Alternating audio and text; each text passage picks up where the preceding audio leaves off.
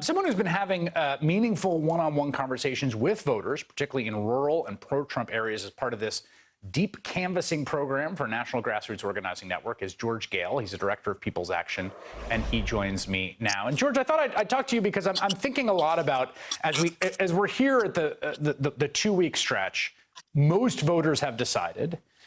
There's a small group of people that, if they're just paying attention now or haven't decided, tend to be people that are pretty checked out of politics. And they're kinds of people that your organization has been having conversations with at the door in person about what politics means. And I wonder your read from your perspective on what kind of breaks through to those kinds of voters.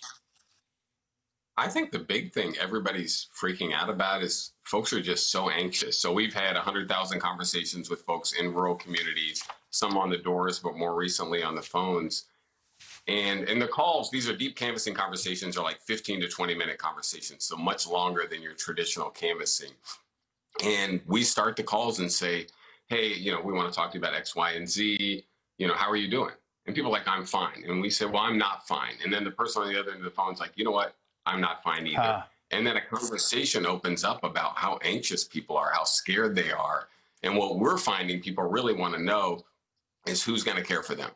And as we dig deeper into that conversation, it's very hard to land on a conclusion that Donald Trump is going to care for you. There's only 3 things that people can tend to agree on. We got to get rid of COVID, we need economic relief, and we need a big recovery program. And he's botched all 3. And I think people see that, but only in this kind of conversation, this long form where we listen and where we engage folks. That point about anxiety is so profound, that exchange. How are you? I'm fine. Well, I'm not fine.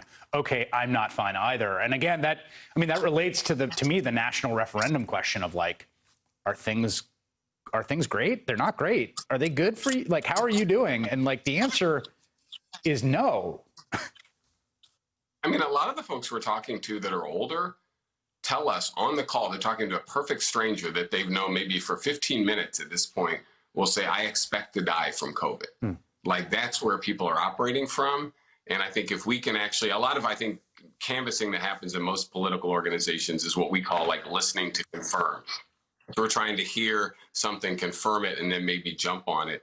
But this listening to learn, getting deep with people, being really curious about what they're up against, what they want, and how they're making meaning of the world, opens up some new space where voters are able to re-examine issues in ways they never would otherwise. Nobody wants to get on a call with somebody and be told they're wrong.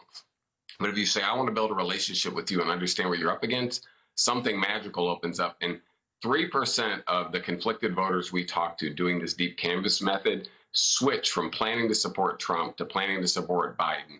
And 8.5% of independent women voters switch as well. So we think we're onto something. This is happening in battleground states. I think it's part of the trend of why we see better numbers for Biden.